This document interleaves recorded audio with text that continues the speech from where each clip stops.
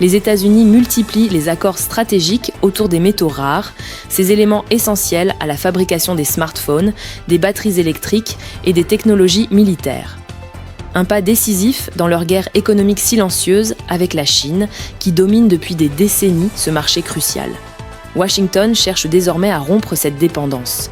Sous l'impulsion de Donald Trump, la Maison-Blanche a annoncé de nouveaux partenariats pour sécuriser ses approvisionnements et relancer la production nationale. L'objectif est clair, ne plus dépendre d'un seul pays pour des ressources aussi stratégiques. Mais derrière ces annonces spectaculaires, une question se pose. Les États-Unis peuvent-ils vraiment rattraper la Chine sur ce terrain ? Depuis plus de 20 ans, Pékin a bâti un empire industriel autour des terres rares. Elle contrôle plus de 60% de la production mondiale et presque toute la chaîne de transformation. Car extraire ces métaux n'est qu'une étape. Le raffinage, complexe et polluant, exige des infrastructures lourdes et des technologies maîtrisées par les entreprises chinoises. Washington tente aujourd'hui de combler ce retard en finançant de nouvelles mines aux États-Unis, en Australie et au Canada, et en soutenant des alliances avec plusieurs pays africains.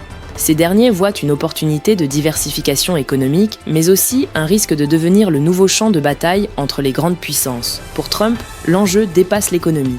Il s'agit d'une question de sécurité nationale. Les technologies militaires américaines, des missiles aux satellites, dépendent directement de ces métaux. En cas de tension avec Pékin, les États-Unis redoutent un embargo qui paralyserait leurs industries.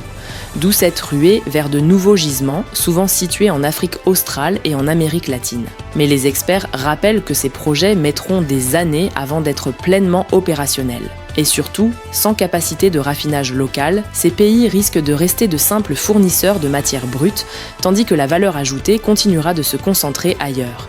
Dans ce bras de fer, la Chine n'a pas dit son dernier mot. Pékin a déjà réagi en renforçant ses propres restrictions à l'exportation et en consolidant ses entreprises nationales. Elle sait que le monde dépend encore largement de son savoir-faire. En parallèle, elle investit dans la recherche pour recycler les métaux rares et réduire sa dépendance à l'extraction. Une stratégie double, conserver sa domination tout en s'adaptant aux pressions internationales. Pour les pays africains, la bataille des métaux rares pourrait être une aubaine ou un piège, car si les États-Unis et la Chine se disputent l'accès à leurs ressources, le véritable enjeu sera de savoir qui en tirera réellement profit. Les gouvernements devront négocier avec prudence pour éviter que l'histoire des matières premières ne se répète, celle où la richesse du sous-sol n'a jamais profité aux populations locales. Et vous, qu'en pensez-vous ? Dites-le en commentaire et si tu veux suivre les actualités économiques et politiques en quelques minutes par jour, abonne-toi à notre page et active la cloche de notification.